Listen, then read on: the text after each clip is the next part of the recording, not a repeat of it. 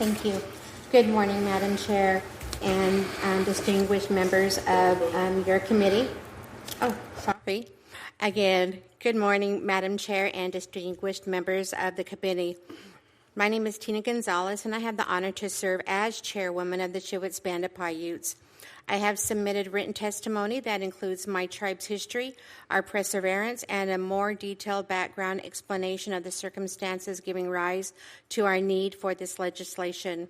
Rather than repeating that written testimony today, I will focus my development through long-term investment with developer partners, opportunities which can only be realized when developers have certainty that they can access a state court forum to resolve disputes arising under contracts or agreements with the Shivwits Band. In short, the Shivwits Band needs Congress's help to remove legal and bureaucratic barriers to our economic progress. Now, my ancestors were members of the Shivwits Band, one of several southern Paiute tribes that have lived since time immemorial in an area that once covered more than 30 million acres across what is now southern Utah, northern Arizona, and southern Nevada.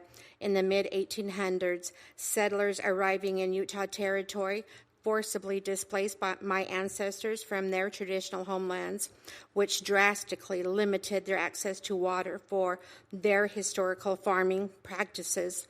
Loss of access to food and water sources and exposure to unfamiliar diseases resulted in dissemination of the Shivwits population.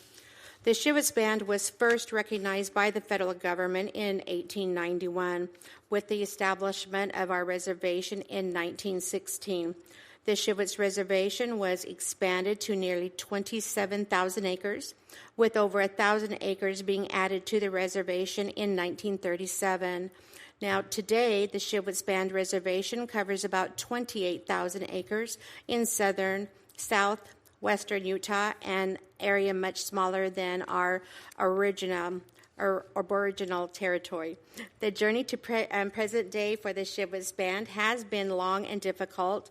The Shivwits Band trust relationship with the government in 1954 during the termination era when Congress adopted various laws and aimed at terminating federal obligations to Indian tribes despite termination and before our federally recognized status as a tribe was later restored. The Shivwits Band continued to forge onward, holding steadfast to our lands and culture. Eventually, the federal government walked back many termination-era policies, and in 1980, Congress passed legislation restoring the Shivwits Band federal recognition as a tribe. Since restoration, we have worked diligently to strengthen our sovereignty. While restoration has yielded notably improvements in our members' quality of life, it did not bring substantive economic development to Shivwits Band lands. As a result, the Shivwits Band has remained focused on identifying opportunities that will allow us to provide governmental services and employment options to Shivwit members and to become independent from reliance on federal funding. Today, rapid growth in southwestern Utah has created new economic opportunities, but our ability to put our lands to their highest and best use is hindered by the lack of clear legal framework that allows for resolution of civil disputes on our lands and the ability to offer longer lease terms that are comparable to standard lease terms for non-Indian lands. Without changes, the Shivwits Band will be unable to take advantage of current and future development opportunities. Senate Bill 1508 provides technical corrections necessary to allow Utah State Court jurisdiction over civil cases involving Shivwits Band that occur on our lands when the Shivwits Band decides to waive tribal sovereign immunity to facilitate investments. Civil disputes will have a clear dispute resolution option in a Utah State Court forum. If the Shivwits tribe waives immunity and agrees to state court jurisdiction, this removes a huge obstacle to economic development partnerships between the Shivwits Band and private sector investment.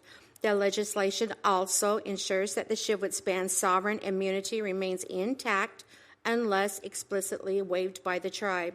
This means that the Shivwits Band remains immune from unconsented lawsuits while having the option to consent to state court jurisdiction in individual contracts with private developers.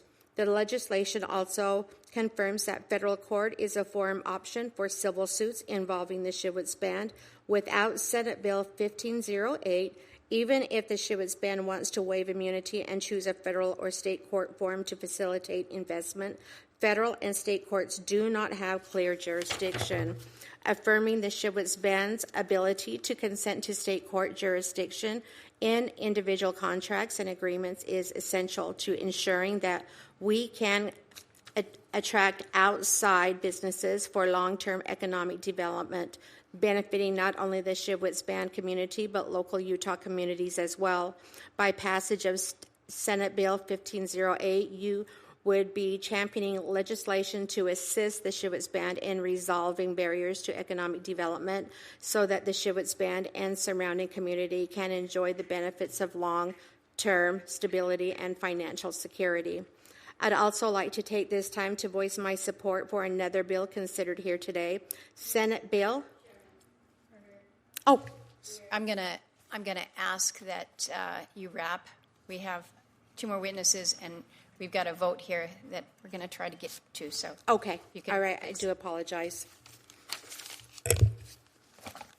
I'd also like to take the time to voice my support for another bill considered here today, Senate Bill 236. This bill, like Senate Bill 1508, seeks to extend permissible lease terms beyond those limitations set forth in the Long-Term Leasing Act. Thank you. Thank you.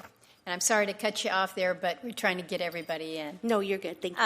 Let's move to Chairman Francis Charles. Welcome.